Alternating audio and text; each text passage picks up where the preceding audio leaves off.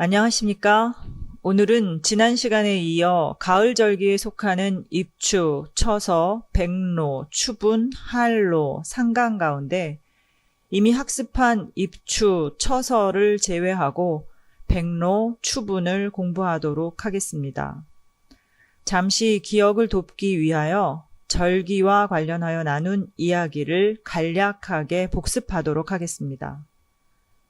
절기란 지구에서 관측한 태양의 위치에 따라 달라지는 계절의 변화를 나타내기 위해서 춘분점을 기점으로 15도 간격으로 점을 찍어 1년을 24수로 나눈 계절의 표준이 되는 것을 의미하며 지구의 공전이 타원형이라 15일 주기가 정확하지 않다 보니 양력으로 정하는 절기의 날짜도 하루 이틀 정도 차이가 날 수 있습니다. 절기는 지구가 해의 둘레를 1회전 하는 동안을 1년으로 하는 달력,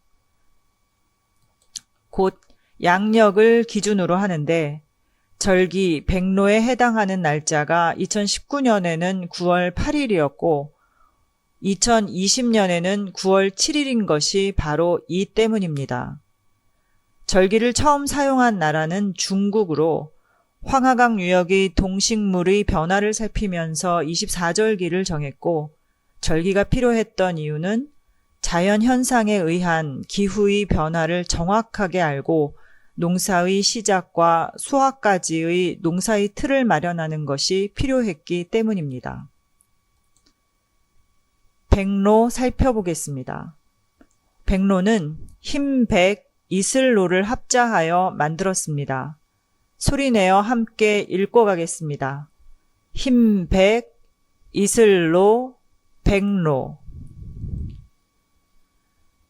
백로는 매년 9월 7일 또는 9월 8일 무렵에 맞게 되는 절기로 흰백자와 이슬로자를 합자하여 만들었습니다.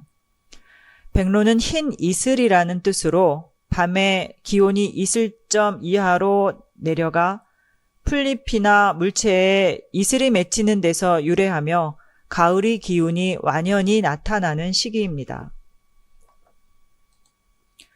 백로는 흰 이슬이라는 뜻으로 옛 중국 사람들은 백로부터 추분까지의 시기인 15일을 다시 5일씩 3후로 나누어 특징을 말하였는데 초후에는 기러기가 날아오고 중후에는 제비가 강남으로 돌아가며 말후에는 무새들이 먹이를 저장한다고 얘기했습니다. 백로 무렵에는 장마가 거친 후여서 맑은 날씨가 계속된다고 알려져 있습니다만 간혹 남쪽에서 불어오는 태풍과 해일로 곡식의 피해를 겪기도 합니다. 제주도 속담에 이르기를 백로 전 미발이라 해서 이때까지 패지 못한 벼는 더 이상 크지 못한다고 전해지는데요. 백로전에 서리가 오면 농작물이 시들고 말라버리는 것으로 생각하여 만들어진 속담입니다.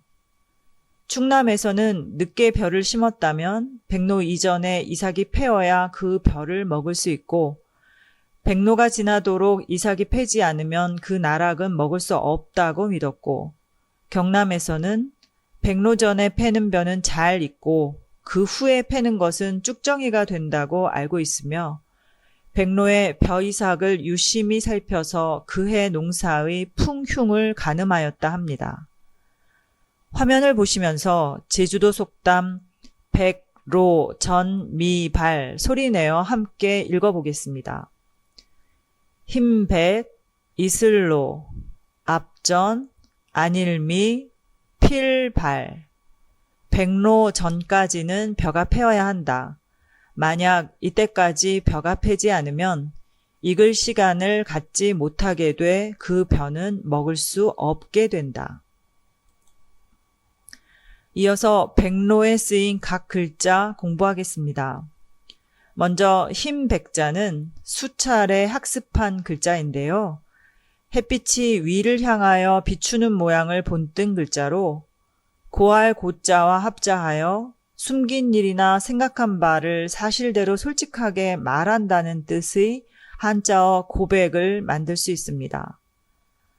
두 번째 한자어 독백은 홀로 독자와 합자하여 만들 수 있고 혼자서 중얼거림을 뜻합니다. 이어서 3대 영양소 가운데 하나로 신체를 이루는 주 성분이며 세포를 구성하여 생명을 유지하는 중요한 물질인 단백질이라는 한자어를 살펴볼 텐데요.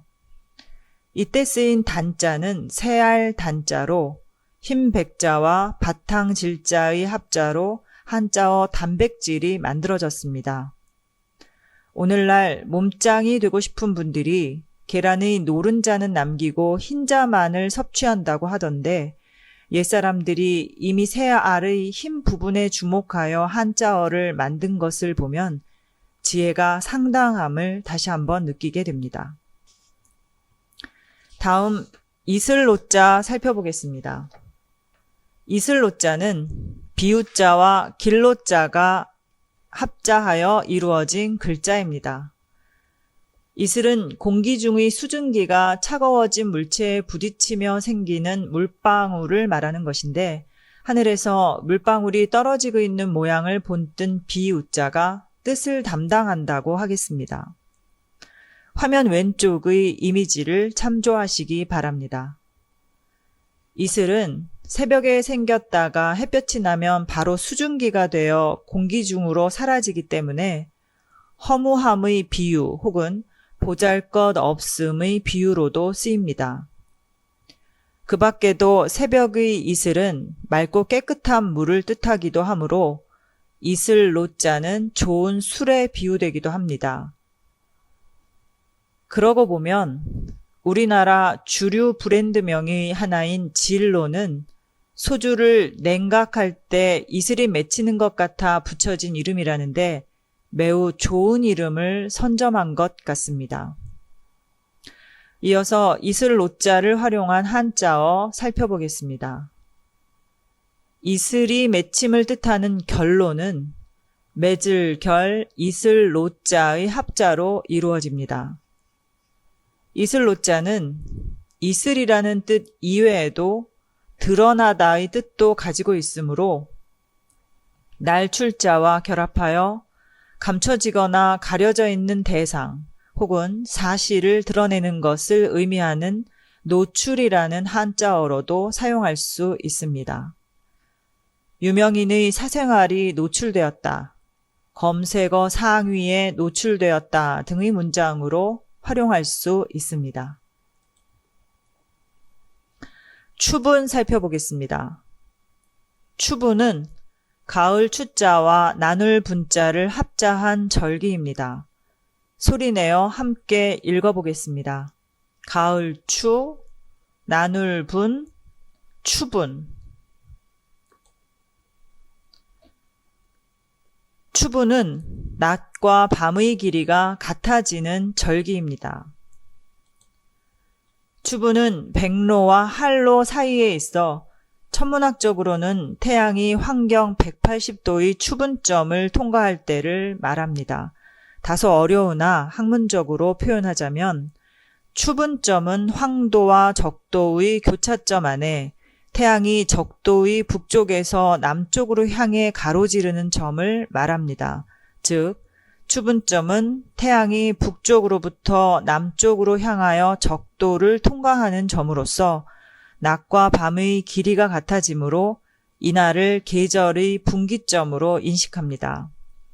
그러므로 추분이 지나면 동지까지는 낮이 점점 짧아지고 밤의 길이가 점점 길어지기 때문에 여름이 가고 가을이 왔음을 실감하게 되는 것입니다. 한편 추분에는 가을 곡식을 거두어들이는 가을거지와 수명장수를 기원하는 노인성제를 지내는 풍습이 전해져 오고 있습니다. 노인성제는 중국에 그 기원을 두고 있으나 우리나라에서도 고려시대 때부터 시행되었고 조선시대에 들어서면서 중종 이후에 폐지됩니다. 노인성제라는 단어를 들으면 언뜻 노인들의 장수와 건강을 기원하는 것인가 생각될 수도 있을 텐데요. 옛날에는 노인성이 인간의 장수를 담당한다고 생각하였고, 노인성은 무병장수를 상징하는 별인 남극성, 수성 등의 별칭을 가지고 있었습니다. 그러므로 노인성제란 군왕과 신민의 수명장수를 기원하기 위하여 노인성단에서 노인성을 향해 국가적으로 지내던 제례를 말합니다. 조선시대에는 한성부 숭례문 밖 둔지산에 노인성단이 있었다고 전합니다. 노인성제는 늙을 노자와 사람인자, 별성자, 제사제자의 합자로 이루어졌습니다. 화면 하단의 노인성제의 뜻을 함께 소리내어 읽어보겠습니다. 노인성제란 군왕과 신민의 수명장수를 기원하기 위하여 노인성단에서 노인성을 향해 국가적으로 지내던 제례. 이어서 노인성제에 쓰인 각 한자 살펴보겠습니다. 첫 번째 늙을 노자는 털모, 사람인, 비수, 비자의 합자로 머리카락이 길고 허리가 굽은 노인이 지팡이를 짚고 서 있는 모양 혹은 걷고 있는 모습을 본뜬 글자입니다. 이 설명을 듣고 나시면 구성자 가운데 비수의 쓰임이 궁금해지실 텐데요. 혹시 무릎이나 발목에 무리가 생겨서 도구의 힘을 빌려 걸음을 시도해 보신 적이 있으실까요? 신체가 건강하여 자력으로 자유롭게 걸을 때야 문제가 없지만 조금이라도 불편감이 있어서 가는 막대기에라도 몸을 의지하게 되면 짚고 있는 막대기에 힘을 실기 마련입니다. 그러므로 늙을 노자에 쓰인 비수비는 비수를 휘두르다든가 사용한다가 아니고 그러니까 땅에 지팡이를 비수처럼 꽂으며 걸어야 할 정도로 늙다는 의미를 완성하기 위하여 쓰였습니다. 그러나 늙다라는 것이 꼭 부정적인 이미지만은 아니었습니다. 늙을로 불릴년을 합자하여 익숙하고 능란하다라는 뜻의 노련이라는 한자어의 예에서 보듯 나이가 든다는 것은 오랜 경험을 축적한 공경의 대상이기도 하였습니다.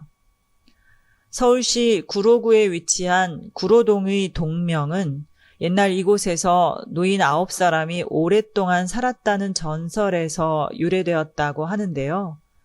이 역시 나이 든다, 늙는다, 오래 산다는 것이 호의적인 이미지로 쓰인 예일 것입니다. 두 번째 사람인자는 허리를 굽히고 서 있는 사람의 옆모습을 본뜬 글자로 사람이나 인간이라는 뜻을 가지고 있습니다. 사람인자는 한자에서 가장 많이 쓰이는 글자 중 하나로 상용 한자에서 사람인자가 붓으로 쓰인 경우만 해도 88자가 있을 정도입니다. 이전에는 사람인자를 두 사람이 등을 서로 맞대고 있는 모습을 그린 것이라고 해석하기도 했었지만 팔이 좀 더 늘어진 모습으로 바뀌게 되어 지금의 글자 모양을 갖추게 되었습니다. 대표적으로 인간, 인간적, 인구, 인생 등 한자어로의 활용도가 몹시 높은 한자 중 하나입니다. 다음 별성자는 뜻을 나타내는 날일부와 음을 나타내는 생이 합하여 이루어진 글자입니다. 혹자는 옛사람들이 별도 태양의 하나로 보아서 태양에서 생겨난 존재라고 본다고 글자를 풀이하기도 하는데요. 별성자의 고자를 보면 상부에 해일자가 3개 겹쳐 쓰여 있습니다. 고대 중국에서 3개의 숫자는 많다는 것을 나타냅니다. 그러므로 이것은 셀 수 없을 만큼 환한 존재가 하늘에 있다는 의미가 되고 밤의 하늘에서 반짝반짝 빛을 발하는 무수히 많은 존재는 별을 말합니다. 미국 국기를 가리키는 한자어 성조기의 구성자로 쓰인 성자가 바로 별 성자입니다. 끝으로 제사제자는 보일 시자와 고기 육자, 또자가 결합한 모습입니다. 이때 또자는 오른손의 모양을 본뜬 글자이므로 제사제자는 고기를 오른손으로 제단에 정성스럽게 올려놓는 모습으로 천신께 기원하는 의미의 글자입니다. 제사는 원래 하늘과 소통하는 하늘의 자손이라는 권위를 가진 천자만이 지낼 수 있었습니다. 그러다 세월이 흐르면서 제후들이 권위를 갖고 싶어 제사를 지내게 되었고 점차 평민들도 욕심을 내어 오늘날에 이르게 되었다는 것이 학계의 정설입니다. 제사제자는 손으로 제단 위에 고기를 얹는 모습을 표현한 것으로 제단 위로 제물을 올린다는 것은 제사를 지낸다는 뜻입니다. 그러므로 제사란 신과 사람의 접촉 혹은 죽은 사람의 넋을 기리기 위하여 음식을 차려놓고 정성을 표하는 예절을 의미합니다. 또한 제사가 끝나면 음식을 함께 나눠 먹기도 하기에 잔치라는 뜻으로도 쓰입니다. 그래서 축하하여 벌이는 큰 잔치를 의미하는 한자어 축제에 제사제자가 쓰입니다. 공부한 한자 함께 소리내어 읽어보고 가겠습니다. 늙을 노, 사람인, 별성, 제사제, 노인 성제. 이어서 추분에 쓰인 각 글자 공부하겠습니다. 가을 추자는 벼화자와 말리는 일의 뜻으로 쓰인 불화자가 결합하여 만들어진 글자입니다. 곡식을 베어서 말리는 계절이 가을이다의 뜻으로 이해하시면 되겠습니다. 가을 추자는 물결 파자와 결합하여 추파라는 한자어로 활용할 수 있는데 가을철의 잔잔하고 맑은 물결이라는 글자 그대로의 뜻 이외에 사모의 정을 나타내는 은근한 눈짓을 뜻하는 한자어로도 쓰입니다. 봄과 가을을 뜻하는 한자어인 춘추는 봄춘과 가을추의 합자로 글자 그대로 계절의 의미로 쓰이기도 합니다만 나이를 높여 이르는 말로써 어른의 나이에 대한 존칭으로도 쓰입니다. 누군가의 나이를 물어볼 때 몇 살이니? 혹은 나이가 어떻게 되십니까? 어르신 연세가 어떻게 되시나요? 등 상대에 따라 다양한 예산말과 높임말이 사용되는데요. 춘추가 어떻게 되십니까? 라는 표현은 엄격하게 격식을 차려야 하는 자리에서 어른이 나이를 물을 때 사용하는 인사말입니다. 몇 년생이냐고 묻지 않고 높임말을 쓰는 이유는 무엇일까요? 예컨대 이것은 단순히 나이 숫자를 묻는 것이 아니라 그 어른의 살아온 인생의 연륜을 존경하는 마음으로 대한다는 속뜻을 내포하고 있는 것입니다. 그런데 추나 추동 가운데는 여름도 있고 겨울도 있는데 어째서 나이를 뜻하는 한자어가 춘추일까요? 이는 농경시대를 살아온 옛사람들에게 씨 뿌리고 거두는 일련의 과정들이 삶의 질과 밀접한 관계가 있었기 때문입니다. 즉, 춘추란 만물이 생동하는 봄과 결실을 의미하는 가을의 의미를 반복하여 세월, 역사라는 말로 다시 표현되고 여기에 오랜 세월의 계획과 노력의 의미를 함축적으로 담고 있는 한자어입니다.